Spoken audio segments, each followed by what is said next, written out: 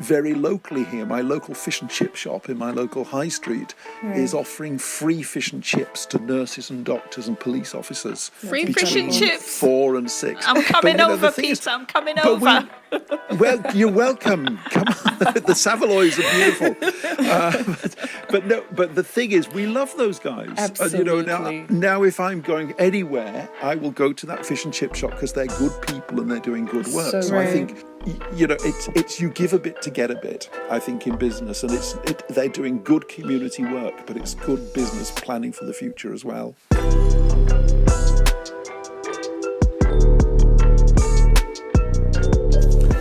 I keep telling you guys, gems of knowledge, and this time we're going to call it bombs of knowledge, because I don't think you're ready for the caliber of, responses that we're about to get to the questions that I have on today.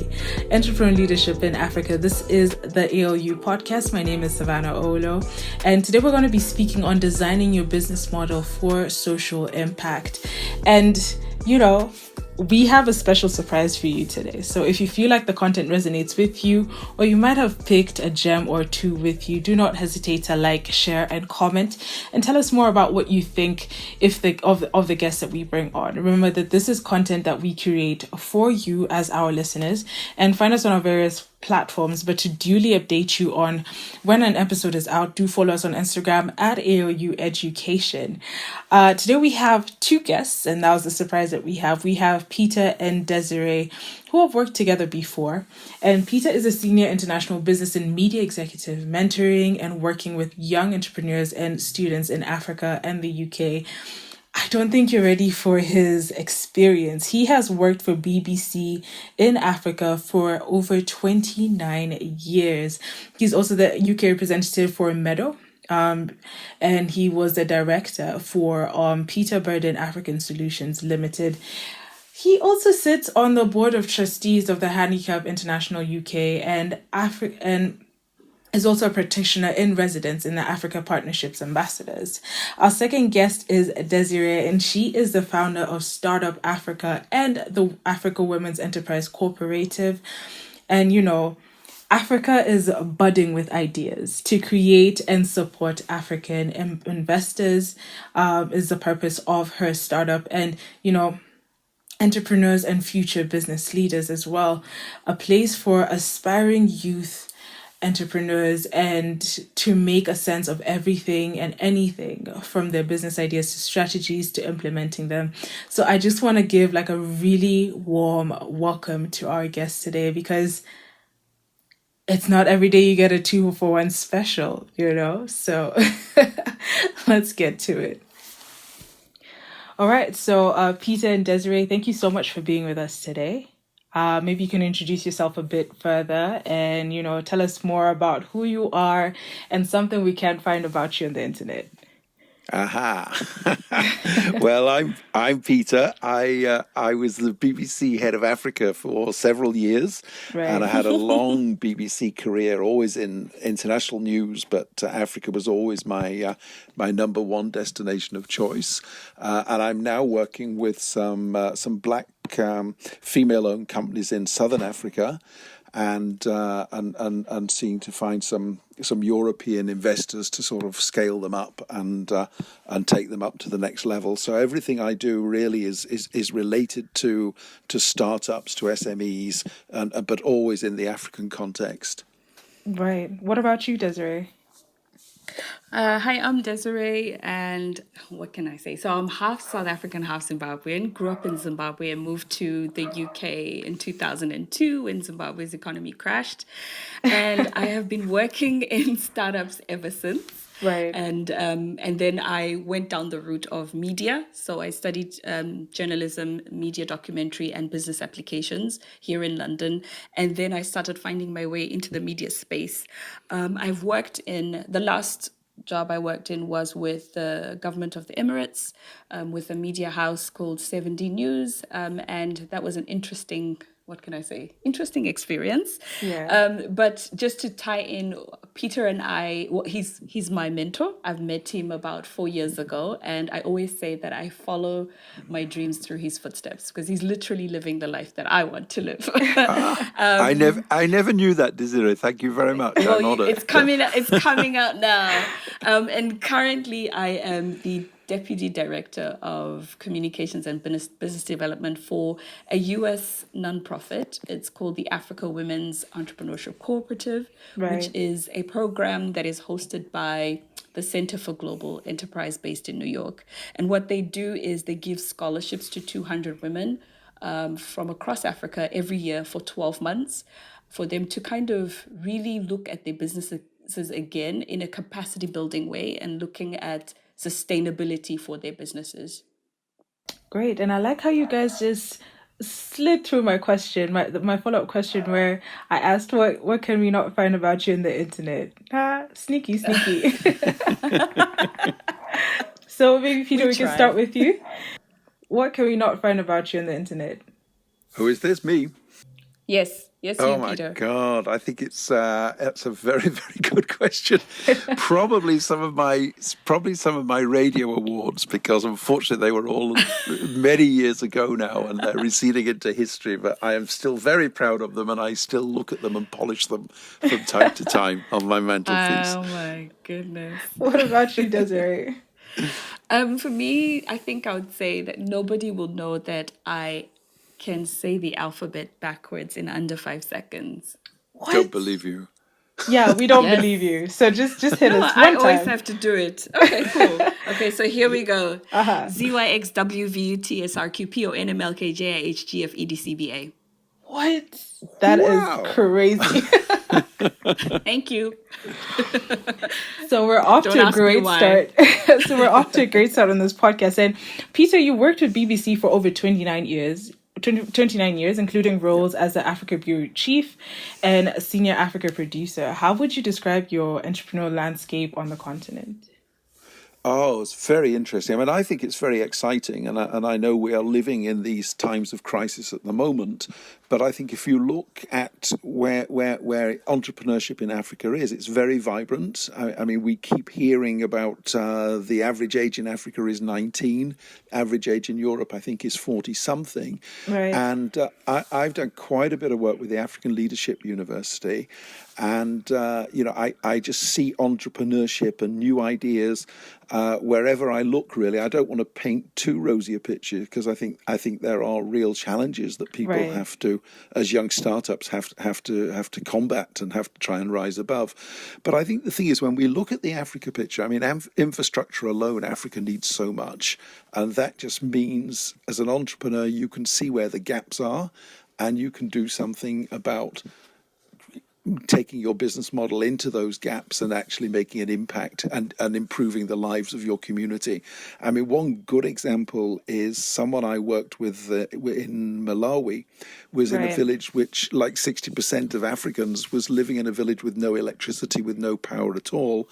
And he decided to become an electrical engineer, and he has now lit up his entire village and is moving from village to village. In a sense, again, it's identifying a need and actually making a difference to the community you live in. And I think the great thing about young African entrepreneurs is that they are looking for ways to make an impact in their communities. And there's no better reason for being in business than that. I couldn't agree even more. What about you, Desiree? What are your thoughts on, the entrepreneurial landscape on the continent based on, your experience with founding Startup Africa and the African Women's Enterprise Cooperative? Startup Africa. So that's a really good question. It was actually a radio station that approached me to ask me if there was anything I could talk about on a radio show, what would I Right. talk about? And I Yeah. said, startups in Africa. I Yeah. am so passionate about the landscape of entrepreneurship because when I look at the stats, 90% of Africa's economy is made up of SMEs, and they employ 60% of the workforce. They're also expected to create 4/5 of the 600 million new jobs needed in the next 15 years. They play a huge role in the continent's prosperity. And that means at least 1 in 4 people in our families is employed by an SME. What I'm interested to see, I think the challenge that we have is how we can continue to sustain these businesses. A lot of them are in the informal sector, but they don't get enough of the help that they need. Again, to Peter's point, they also contribute. I mean, it's young people that are starting a lot of these businesses, and we need to find a way for us to contribute and sustain them. All right. So, and if I okay, yeah, go if I ahead. could just add to that, Des, I mean, from your country, Zimbabwe, I mean, there's a very good case of an African leadership university student called Farai, who actually, sitting in his classroom, realized that none of his classmates actually had any textbooks. And he set up solving that problem by setting up a distance learning program, which is so successful that actually it takes advertising. That revenue means that the poorer students can access it for free. And again, it's just a classic case of African necessity leading to Africa innovation. Actually, Farai was in our debut episode, so it's amazing to know that, you know, his impact goes beyond the podcast and just what he's done for Shasha Network, what he's done for AOU as well. So it's great to hear his name just come up randomly into other podcast episodes. Okay, so Desiree, why do you see the need for these ideas, and what progress have you made so far? And when you say the need for which ideas? For just in general? Yeah, or, you know, when it came to how you founded Startup Africa and the African Women's Enterprise Cooperative. That is a long story. How much time do you have? We got all the time we need. So when I came to the UK 2002, I was harping on about the beauty of Africa, as you do. Right. But to be honest, at that time, nobody wanted to hear and nobody cared. But as time has gone on, you know, the Africa Rising story, which I actually don't like that phrase, but it's been going around the houses for the last maybe 10 years. And that's where I saw an opportunity to kind of come in and say, okay, this is the story I was talking about. But at the same time, I really wanted to touch ground. I wanted to hear how we can play a part, particularly the diaspora. So I'm speaking from a diaspora perspective. Right. We've been away from Africa for so long, but we are so tied to the continent in that we want its development. We want to contribute to where it's going. Even though we are no longer as young as we were when we left, we still feel like we have a part to play in its development. And I think the proverb that we use, it takes a village. There's absolutely no way that you can have ideas incorporated without the ecosystem that is necessary. And I'm talking about full touch points from public to private assistance. I'm talking about the diaspora. I'm talking about the government. I'm talking about private corporations. I'm talking about social enterprise included. Just a community of people that can play a part in Africa's development. That's why I'm excited about stuff like this. Right.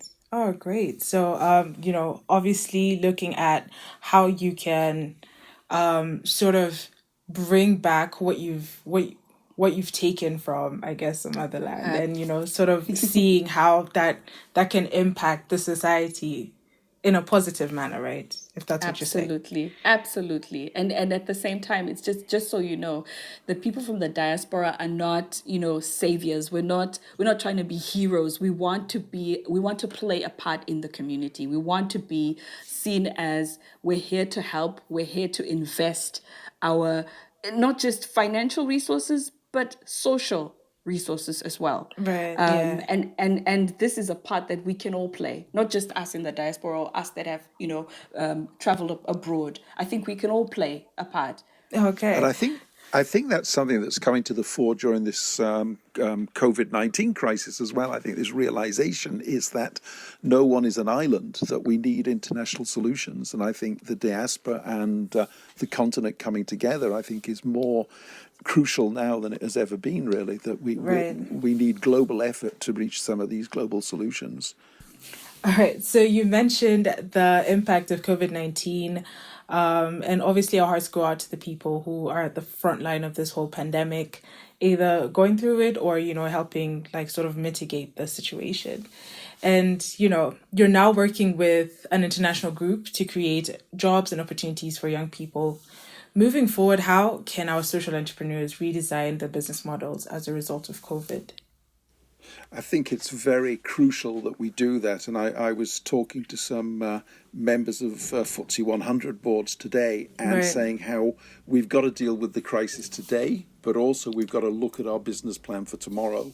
So there's a lot of people wearing two hats and doing a lot of strategizing. There's a very good case actually in Rwanda where one of the African Leadership University students called Daniela and Peter from Tanzania have set up a cooperative with about 250 African farmers. Their business model is to take them from subsistence farming to sustainable farming Yeah. and commercial agribusiness. Now, obviously, in the lockdown, that's a problem. They can't get to the farmers. Transport is virtually impossible. And so these farmers are basically in lockdown as well, but it's an opportunity to look what kind of grants, there's so much interest in African agribusiness. And actually, if you start to delve into what is out there, you can actually find some really interesting people wanting to invest in your business. And that's the kind of thing that when you're dealing with farmers on a day-to-day basis, you just don't have the time to do that. So I think it's an opportunity for us all just to sort of, yes, deal with the crisis today, but actually look at how we're all going to come out of this. And I was talking to, if we look what the African Union is doing, what seems to be emerging from this crisis is a greater attention is obviously going to be required for health and community health and medicine. Definitely, yeah. Education, we mentioned Farai's distance learning model. Yeah. We're going to move a lot more to distance learning, and we're going to learn that prevention is cheaper than a cure. So we're going to need African-wide better health systems at local and national levels. And so I think a lot of entrepreneurs are actually looking about how they can get into that, either through their apps or through technology, and just things like the use of drones to deliver medicines to rural areas. So I think it does change everything, but I think it's not just a matter of let's try and survive the crisis, and then when we come out the other side, we just carry on doing what we were doing before. Right. It's an opportunity to innovate and be different. Yeah. Now, it's difficult, but I think that's the way that the smart entrepreneurs are heading at the moment. Desiree, do you have anything to add on to that? Peter's pretty much said everything. But I think in terms of, how businesses can respond right now, the question is what you want your business to look post-COVID, like post-COVID. The processes and the things that you had in place before, will they stand throughout COVID? And maybe not. It's an opportunity for us to rethink the way we model our businesses. And I know, like Peter said, it's not easy. I believe COVID actually has come up to show us the cracks in pretty much everything that we've been doing, not just business, but across society. Even the way, schools run their processes. They've been finding it very difficult to move the curriculum online, and this is not just in Africa. We're talking about massive universities that have been, that have long-standing, what do you call it? Long-standing abilities and capabilities, face-to-face learning. But when it comes to putting things online, it's a different kettle of fish. So that means things are going to look very different. There's no way we're going to default back to the normal way of doing things or the way we were doing things before, whether you're in business or not. I think right now, people are actually imagining what or how they can do things differently. I have an example of a travel lodge in Uganda, and this is part of the AWEC cohort fellows. They were running this travel lodge and unfortunately had to shut down as soon as the lockdown came through. But within a week, they started baking bread because the community were used to traveling outside of that vicinity to buy bread. And when the Right. lockdown came in, they couldn't travel out anymore. And this was an opportunity for that travel lodge to now pivot on their business. And so I So I think think, it's looking at it more of an adapt and overcome type situation. absolutely, Yeah. absolutely. As painful as it is, it has to be done. Yeah. And And I think there's another good example as well, a very similar one in Alexandra Township in South Africa, right. where there was his business started in the 2010 World Cup in South Africa, where all the tourists coming in from all over the world to watch the matches, he started setting up cycle tours of Alexandra Township, because actually he felt strongly that people needed to see Alex. They couldn't just go to the rich areas, Cape Town, etc. They needed to see the real South Africa. And he built that into a successful business. But what's happened? South Africa has no tourists anymore. There's nothing. It's zero.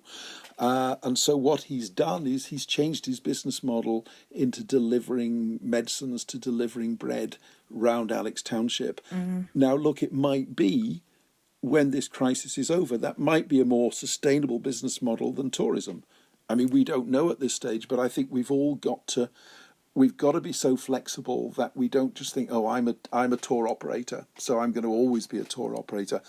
This is an opportunity, and I hesitate to use the word opportunity because it's pretty awful for most people. Right. But there is this sense you can change your business model, and maybe at the end of this crisis, the business model Mark II is the one you want to stick with. So I think from what I'm getting from both of your points is like, just have your ear on the ground. Even I know it's a tragic situation, but have your ear on the ground and see what the people around you need. Yeah, and I think that's at the heart of all African entrepreneurship. It's about looking at your community and seeing where the gaps are and what you can do to fill those gaps.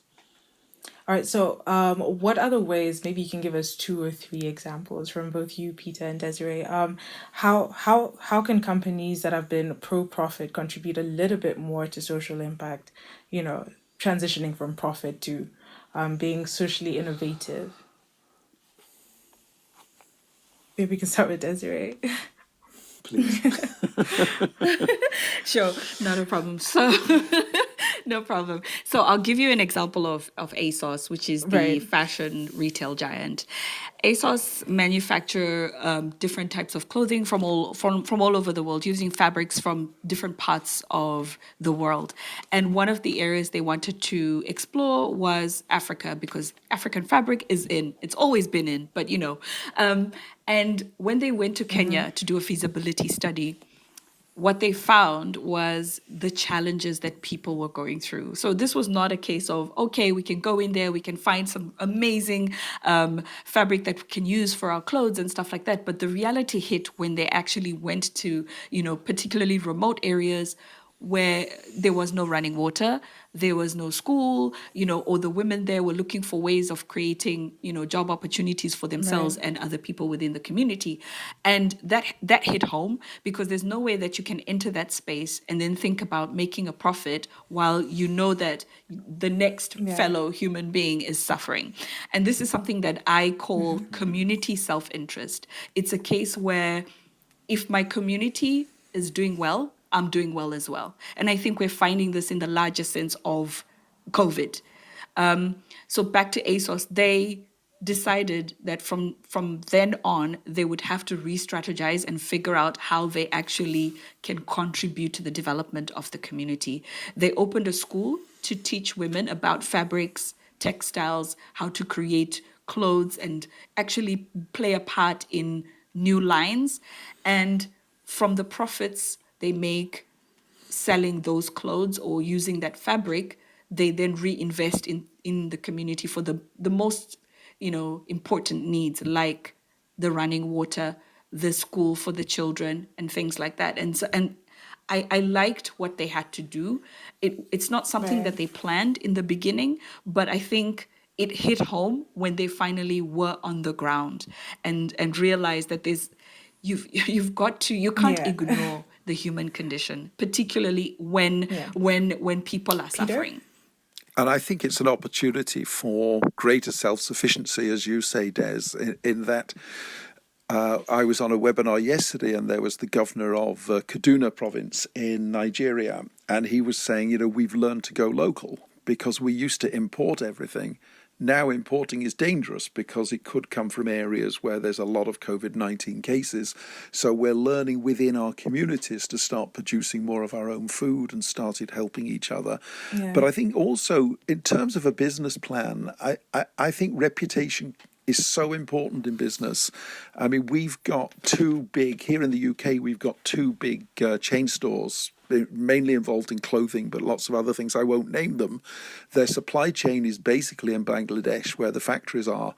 One company, and their stores are obviously closed at the moment, so they've got zero customers. Yeah. One store has said to Bangladesh suppliers, "Sorry, we're not honouring our supplies because we can't sell them." The other company has said, "Yes, we will honour them, even though we can't sell them. We will keep your workers in work, and we'll keep them in wages."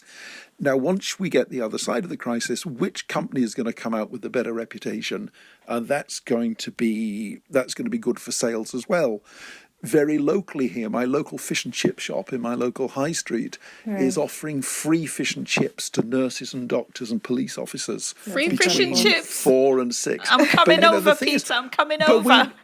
Well, you're welcome. Come on. The Savaloys are beautiful.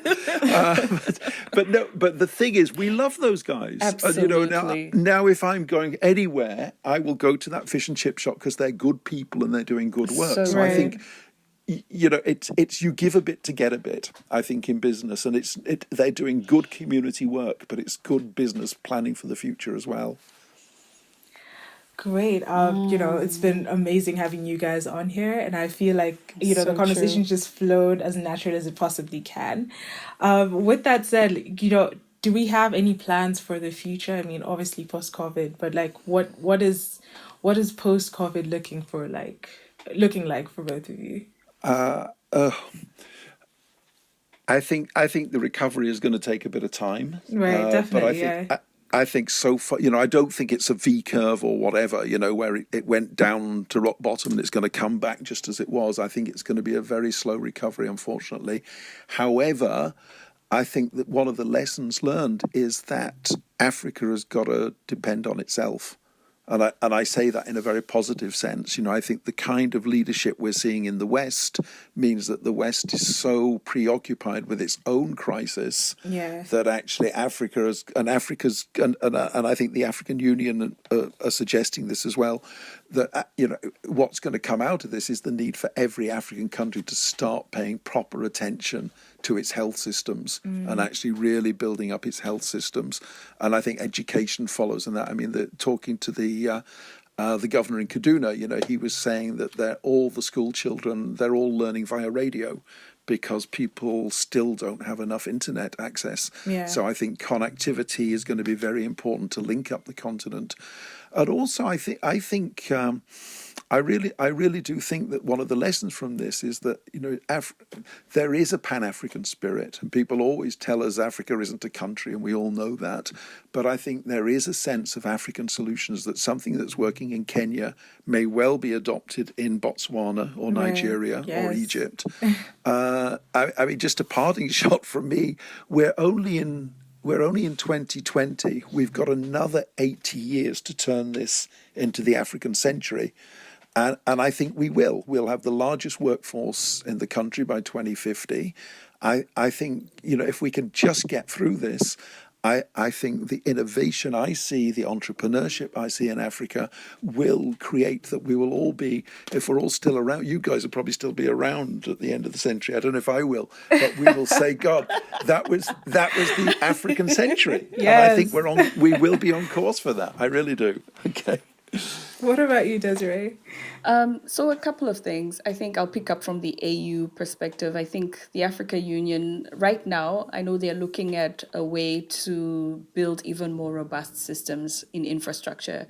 That is the hope. And they are trying to find ways of working those programs with young people. So young people actually being at the forefront of creating the proposals, the infrastructural ideas, the innovation and the creativity around it. So I think they're on track.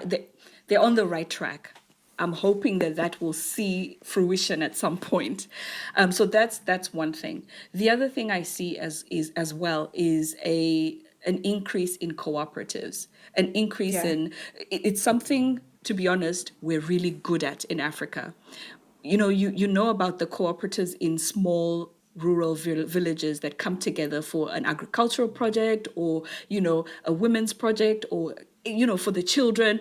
They're really good at that. And I think if we scale that, an example of that in good scale is AWEC, at the Africa Women's Entrepreneurship Cooperative. There's 600 women in the co-op, and what they've managed to do over the last 2 months is exchange and share knowledge around how they are managing their businesses during this time. And we're talking about women across 41 countries.